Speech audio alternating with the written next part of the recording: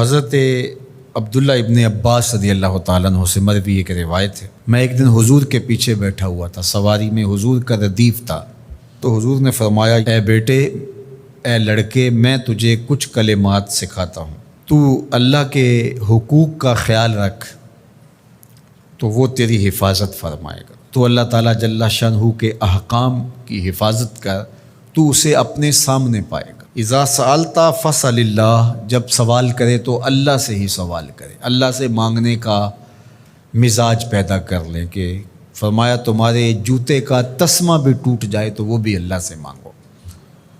ضرور بازار میں جاؤ دکاندار سے، لیکن حقیقی طلب اللہ سے ہونی چاہیے۔ بات بات پہ اللہ سے سوال کرو، بڑی سے بڑی چیز بھی اس سے مانگو، چھوٹی سے چھوٹی چیز بھی اسی سے طلب کرو۔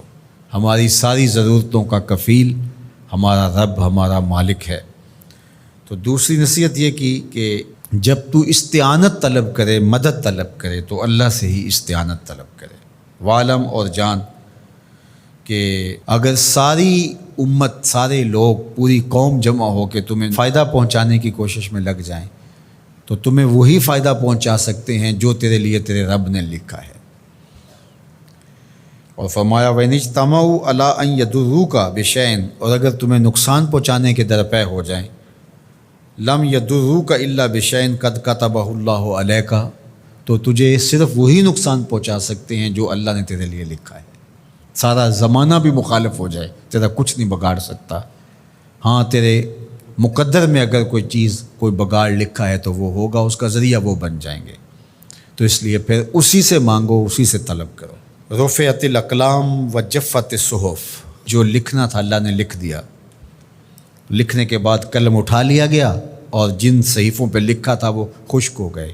اب کتابیں بند ہیں، تو اس لیے اس نے تیرے لیے جو لکھا ہے وہ ہو کے رہے گا، تو خام خواہ لوگوں سے ڈرنے کی ضرورت نہیں ہے، اور تیرا فائدہ، تیرا نقصان اسی کے دستے قدرت میں ہے، تو اسی سے طلب کر، اسی سے مانگ۔ اور فرمایا تو اللہ تعالیٰ جل شانہ کو رخاء میں، خوشحالی میں یاد کر، یعرفک فی الشدہ، وہ تجھے مشکل میں پہچانے گا۔ یعنی جو شخص خوشحالی کے دور میں اس کے پاس دولت ہے، صحت ہے، تو اللہ تعالیٰ کو فراموش نہیں کرتا، اللہ اس کی بدحالی کے زمانے میں اس کو فراموش نہیں کرتا۔ وعلم، اور جان، ان النصر مع الصبر، کہ جو مدد ہے وہ صبر کے ساتھ آتی ہے۔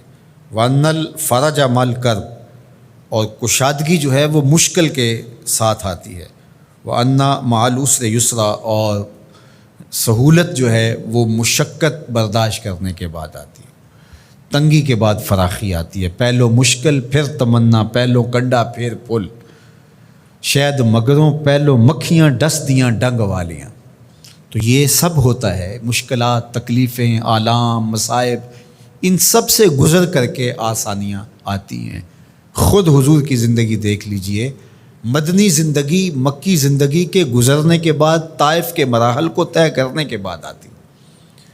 تو ہم ڈائریکٹ اگر چاہیں مکی زندگی کو اختیار کیے بغیر اور طائف کی مشکلات اور سنگلاخ راستوں سے گزرے بغیر مدنی برکتیں حاصل کرنا، تو وہ نہیں پا سکتے۔ تو یہ اللہ تعالیٰ نے ایک نظام رکھا ہوا ہے۔